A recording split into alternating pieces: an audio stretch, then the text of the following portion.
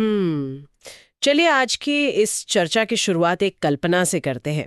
मान लीजिए एक बहुत बड़ा एक हाई स्टेक्स पोकर गेम चल रहा है। एक ऐसा गेम जहां दुनिया के सबसे अमीर और ताकतवर खिलाड़ी बैठे हैं। बिल्कुल। और खेल एकदम पूरे जोरों पर है। लेकिन इस टेबल का एक बहुत ही सख्त नियम है, एक अलिखित नियम। और वो नियम क्या है? नियम ये है कि हर कोई केवल एक ही विशेष प्रकार की कसीनो चिप को स्वीकार करता है। मतलब अगर आपके पास वो खास चिप नहीं है तो आप इस खेल का हिस्सा नहीं बन सकते। अच्छा, और दशकों से वो जो कसीनो चिप है वो अमेरिकी डॉलर रही है ना? एकदम सही। लेकिन अब सोचिए, इस शांत और व्यवस्थित खेल में अचानक एक नया खिलाड़ी टेबल पर आता है और अपनी खुद की एक नई चिप आगे कर देता है। वो चाहता है कि बाकी सब भी इस नई चिप से खेलना शुरू कर दें। और भाई उस नई चिप का नाम है पेट्रो युआन। हाँ, पेट्रो युआन। और जिस हाई स्टेक्स गेम की हम बात कर रहे हैं वो कोई ताश का खेल नहीं है। वो है खरबों डॉलर का वैश्विक तेल व्यापार। वही व्यापार जो पूरी दुनिया की अर्थव्यवस्था के पहियों को घुमाता है। जब हम पेट्रो युआन की बात करते हैं तो असल में हम तेल के बदले चीनी मुद्रा यानी युआन की लेन देन की बात कर रहे होते हैं। बिल्कुल। और आज के इस गहन विश्लेषण का आधार राम सिंह का एक बहुत ही विस्तृत और शोधपरक लेख है। हमारा उद्देश्य यहाँ इस विषय से जुड़ी जो तमाम राजनीतिक बयानबाजी है उसे दरकिनार करना है। हाँ, क्योंकि राजनीति में जाने से मूल मुद्दे भटक जाते हैं। एकदम सही कहा। हम केवल उन आर्थिक और भू राजनीतिक वास्तविकताओं को समझना चाहते हैं जो मूल स्रोत में दी गई हैं। हम किसी भी राजनीतिक विचारधारा के पक्ष या विपक्ष में नहीं हैं। हम बस निष्पक्ष रूप से तथ्यों की पड़ताल कर रहे हैं, जो कि बहुत जरूरी है। तो हमारा मुख्य सवाल ये है कि क्या ये जो पेट्रो युआन है, क्या ये वास्तव में सर्वशक्तिमान पेट्रो डॉलर व्यवस्था को उखाड़ फेंकने की क्षमता रखता है? हम अक्सर न्यूज में देखते हैं कि चीन अब ईरान, रूस और यहाँ तक कि खाड़ी देशों के साथ अपनी मुद्रा में तेल व्यापार को आक्रामक रूप से बढ़ावा दे रहा है। हाँ, और इन सुर्खियों को देखकर कोई भी यही सोचेगा कि बस डॉलर का पतन अब शुरू ही होने वाला है। लेकिन इन दावों के पीछे का असली गणित क्या है? तो चलिए इसे थोड़ा और स्पष्ट करते हैं। बिल्कुल। राम सिंह के लेख का विश्लेषण करने पर एक बहुत ही अलग तस्वीर सामने आती है। देखिए, गहराई से देखने पर जो सबसे पहली बात स्पष्ट होती है वो ये है कि सुर्खियों और जमीनी हकीकत में जमीन आसमान का अंतर है। बिल्कुल, एक बहुत बड़ा अंतर है। लेख के अनुसार पेट्रो युआन वर्तमान में अमेरिकी डॉलर के लिए कोई प्रणालीगत विकल्प, मतलब कोई सिस्टमिक ऑल्टरनेटिव नहीं है। अच्छा, तो सिस्टमिक ऑल्टरनेटिव का मतलब यहाँ क्या हुआ? अर्थशास्त्र के नजरिए से प्रणालीगत विकल्प वो होता है जो पूरी वैश्विक वित्तीय संरचना को अपने कंधों पर उठा सके।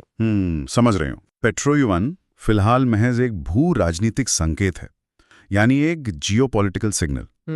इसका मतलब बस इतना है कि चीन दुनिया को यह संदेश देना चाहता है कि वो पश्चिमी वित्तीय प्रणालियों के समानांतर एक नई व्यवस्था खड़ी करने की कोशिश कर रहा है। लेकिन कोशिश करने और उस व्यवस्था को पूरी दुनिया के लिए काम करने लायक बनाने में बहुत फर्क है। एकदम से। और आंकड़ों पर नजर डालने से ये बात और भी पुख्ता हो जाती है।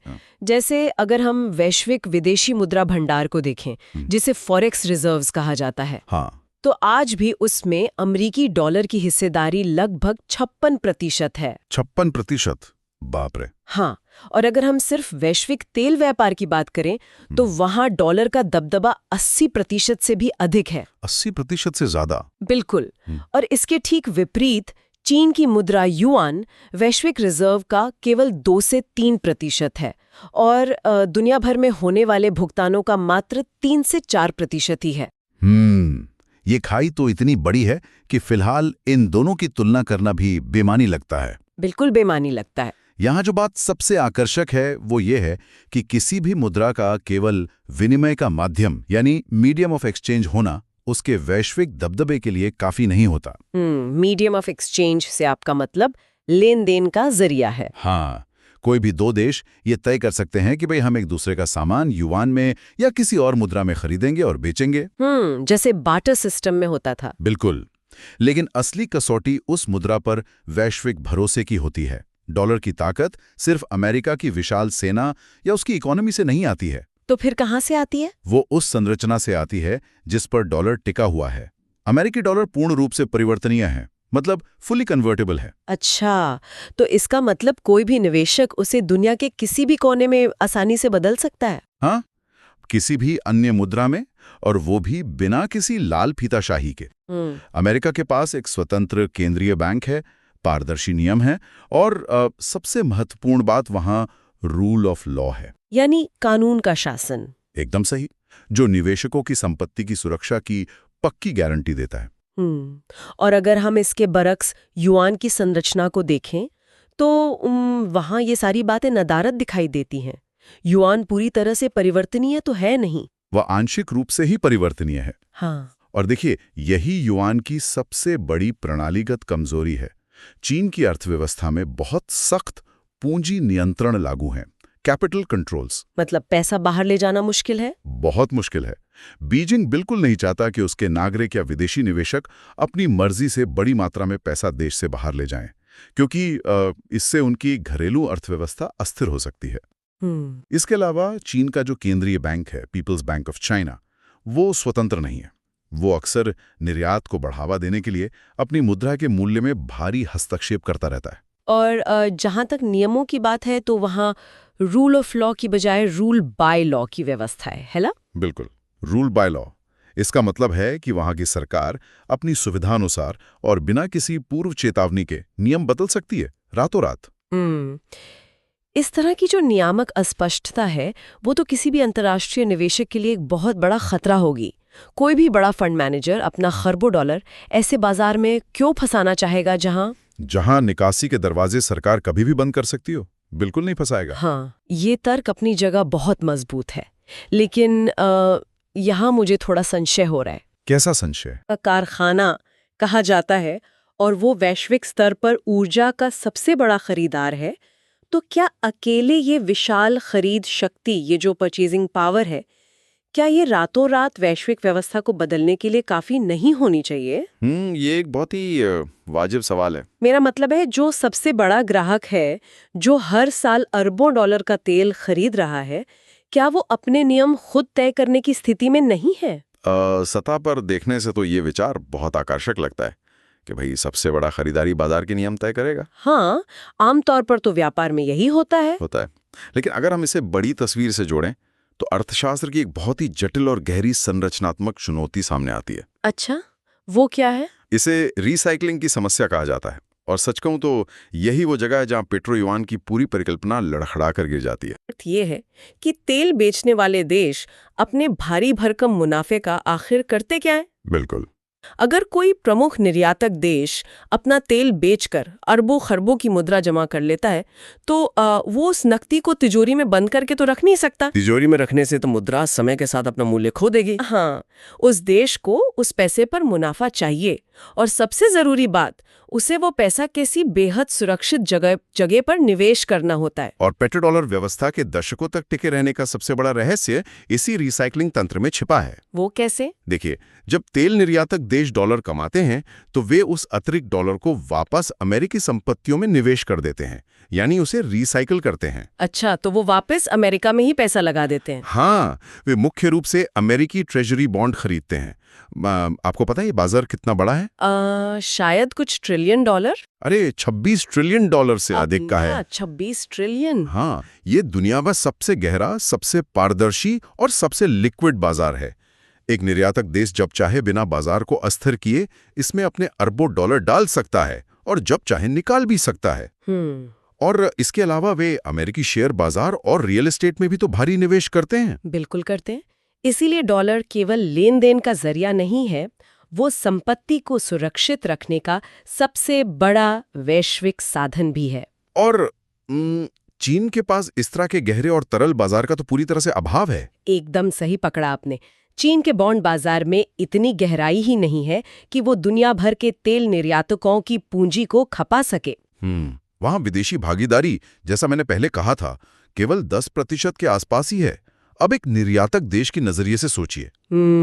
सोच रही हूँ। अगर वे अपना सारा तेल युआन में बेचते हैं तो उन्हें उन अरबों युआन को वापस चीनी अर्थव्यवस्था में निवेश करना होगा। जो अचानक बदलने वाले नियमों का डर है। हाँ, उसी डर से ऊर्जा निर्यातकों के लिए इतनी बड़ी मात्रा में युआन जमा करना और उसे विश्व स्तर पर सुरक्षित रूप से निवेश करना अभी बिल्कुल भी आकर्षक विकल्प नहीं है। इसे समझने के लिए एक बहुत ही सीधा उदाहरण लिया जा सकता है। बताइए। ये तो वैसा ही है जैसे किसी कर्मचारी को उसकी जीवन भर की सैलरी किसी एक खास स्टोर के गिफ्ट कार्ड या स्टोर क्रेडिट के रूप में दे दी जाए। हाँ, ये बहुत ही सटीक उदाहरण है। मतलब उस गिफ्ट कार्ड से केवल उसी दुकान का सामान खरीदा जा सकता है, लेकिन अगर उस कर्मचारी को कोई ऐसी चीज चाहिए जो उस दुकान में मिलती ही नहीं है, या वो उस पैसे को किसी बैंक में सुरक्षित रखकर उस पर ब्याज कमाना चाहता है, बिल्कुल, तब तो वो गिफ्ट कार्ड पूरी तरह से बेकार साबित होता है। एकदम बेकार। अगर कमाए गए अरबों युआन को सुरक्षित और मुनाफे के साथ अंतर्राष्ट्रीय स्तर पर पार्क ही नहीं किया जा सकता, तो कोई भी देश अपनी पूरी अर्थव्यवस्था को उस मुद्रा पर क्यों टिकाएगा? ये उदाहरण इस पूरी व्यवस्था की विडंबना को बहुत अच्छे से पकड़ता है। एक मजबूत वैश्विक मुद्रा को केवल विनिमय का माध्यम नहीं, बल्कि मूल्य का भंडार यानी स्टोर ऑफ वैल्यू भी होना पड़ता है।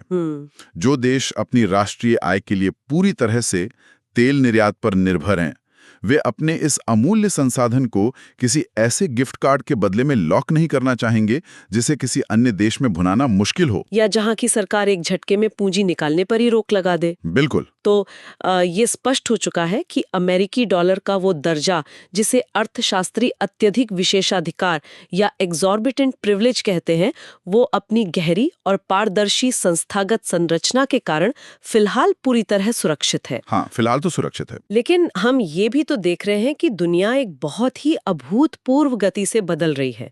व्यापारिक युद्ध चल रहे हैं, भू राजनीतिक तनाव है और प्रतिबंधों का भी दौर है। हाँ, प्रतिबंधों के कारण एक खंडित बहुध्रुवीय यानी मल्टीपोलर दुनिया उभर रही है, जहां वित्तीय प्रणालियों का शस्त्रीकरण किया जा रहा है, वेपनाइजेशन हो रहा है।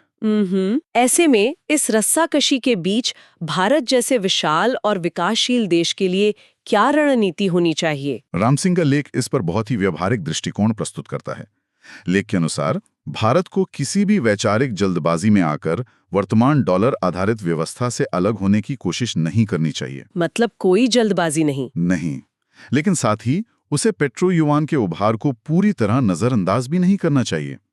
भारत को पेट्रो युआन और ऐसी अन्य प्रणालियों पर नजर रखनी चाहिए और उन्हें एक सामरिक उपकरण मतलब एक टैक्टिकल टूल के रूप में इस्तेमाल करना चाहिए। यानी जब भू राजनीतिक परिस्थितियां बिगड़ जाएं, जैसे कि जब पश्चिमी देशों ने रूस या ईरान जैसे प्रमुख ऊर्जा उत्पादकों पर कड़े आर्थिक प्रतिबंध लगा दिए हों, सैंक्शंस लगा दिए हों, हाँ, तब अपनी ऊर्जा सुरक्षा सुनिश्चित करने के लिए भारत इन वैकल्पिक रास्तों का इस्तेमाल कर सके। ये एक बहुत ही महत्वपूर्ण सामरिक बचाव है।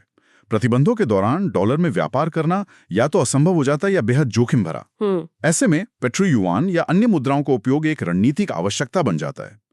लेकिन लेख इससे कहीं आगे की सोच रखता है। वो कैसे? ये भारत के लिए एक बहुआयामी रणनीति, मल्टी प्रॉन्ग्ड स्ट्रैटेजी का खाका खींचता है, ताकि भारत लंबी अवधि में अपनी वित्तीय और ऊर्जा स्वायत्तता सुनिश्चित कर सके। तो इस रणनीति का पहला कदम क्या है? इसका पहला और सबसे अहम स्तंभ है रुपए का अंतर्राष्ट्रीयकरण। रुपए को वैश्विक स्तर पर एक स्वीकार्य मुद्रा बनाना। ये तो एक बहुत ही महत्वाकांक्षी लक्ष्य है तो सही, लेकिन ये केवल सरकारी फरमानों या इच्छा शक्ति से नहीं हो सकता है ना? बिल्कुल नहीं। इसके लिए एक बहुत ही ठोस आर्थिक बुनियाद की आवश्यकता होती है। भारत को अपने घरेलू वित्तीय बाजारों को और अधिक मजबूत और गहरा बनाना होगा। और शायद अन्य देशों के साथ जो द्विपक्षीय मुद्रा स्वैप समझौते हैं, करेंसी स्वैप एग्रीमेंट्स, उनका भी विस्तार करना होगा। एकदम सही। इन समझौतों के तहत दो देश डॉलर को दरकिनार करते हुए सीधे अपनी स्थानीय मुद्राओं में व्यापार का निपटान कर सकते हैं। लेकिन जैसा कि लेख इंगित करता है, रुपये के अंतर्राष्ट्रीयकरण के लिए जो सबसे अनिवार्य शर्त है, वो है एक मजबूत और लचीला बैलेंस ऑफ पेमेंट्स। अगर हम उसी गिफ्ट कार्ड वाले तर्क पर वापस जाएं, हाँ, चले वहीं चलते हैं।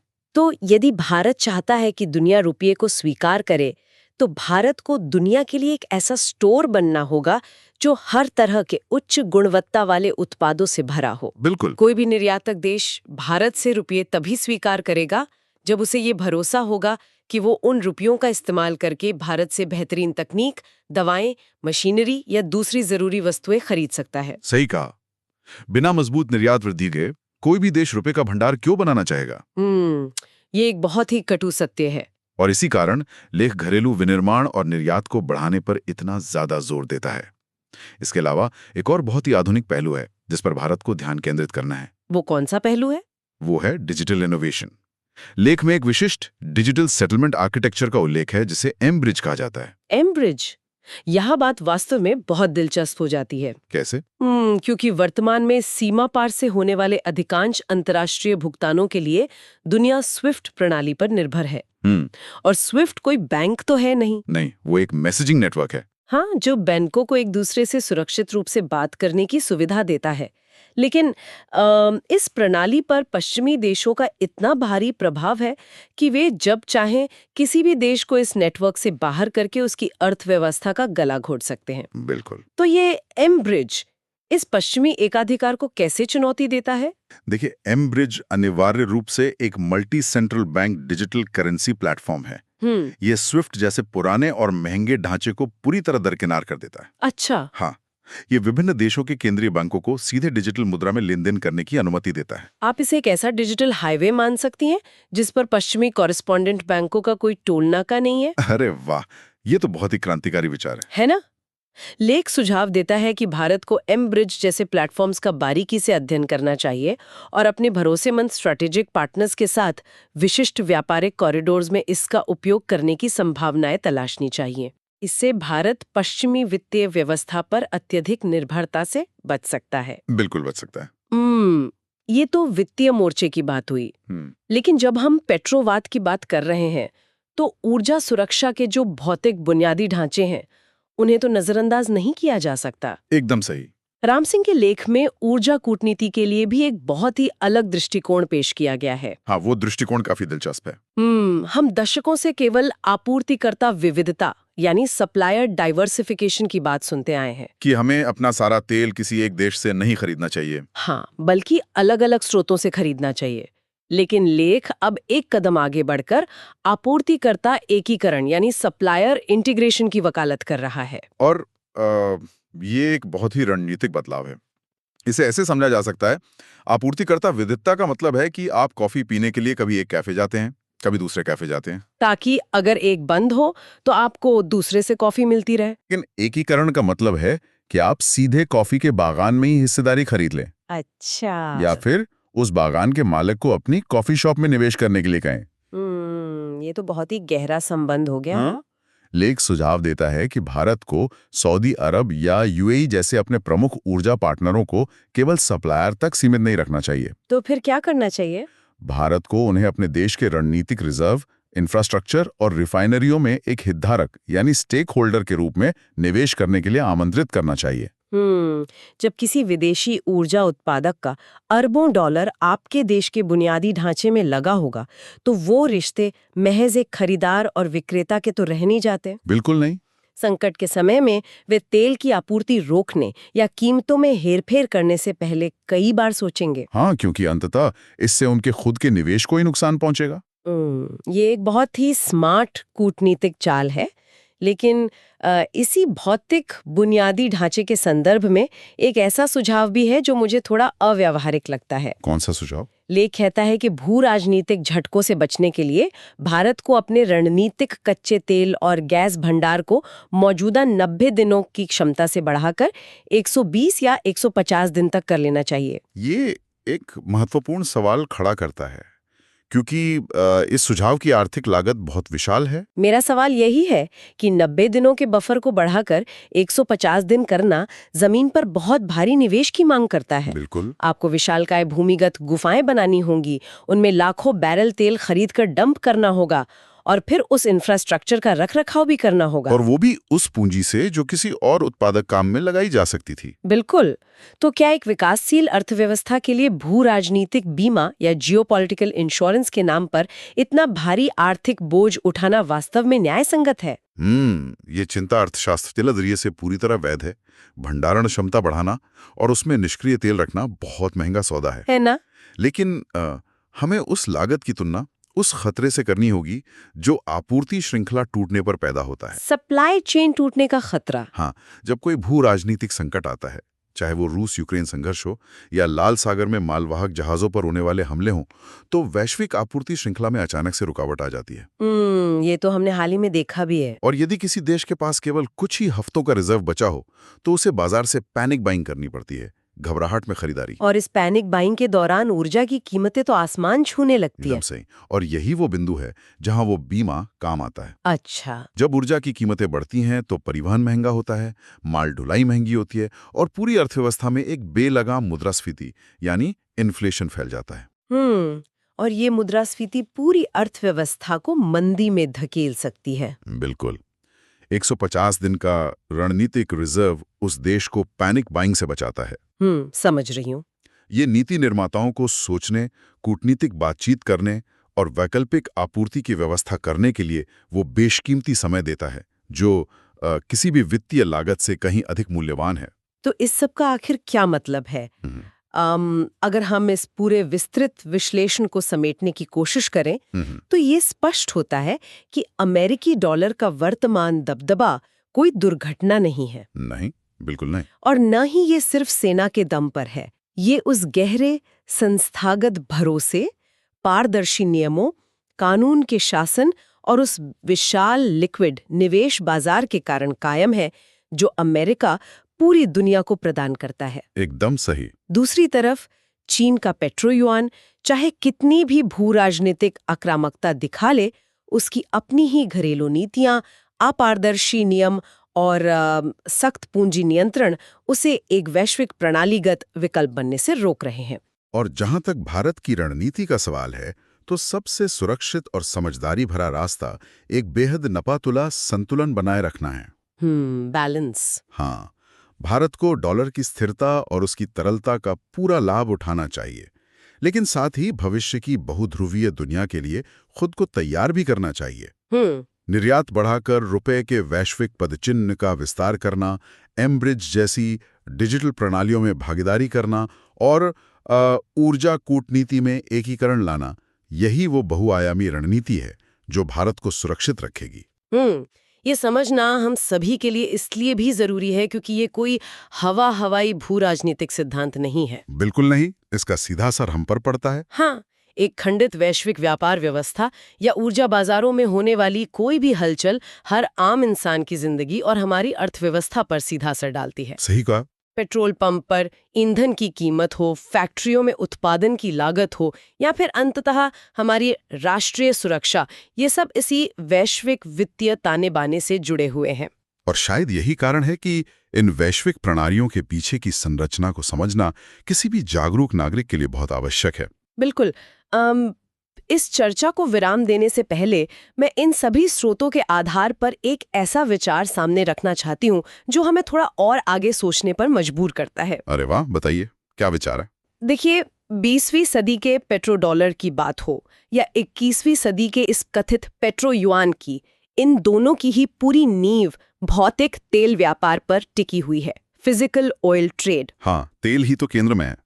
लेकिन आज की सच्चाई ये है कि दुनिया बहुत तेजी से decarbonisation, green energy, solar grids और लिथियम या कोबाल्ट जैसे आवश्यक खनिजों की ओर बढ़ रही है, क्रिटिकल मिनरल्स।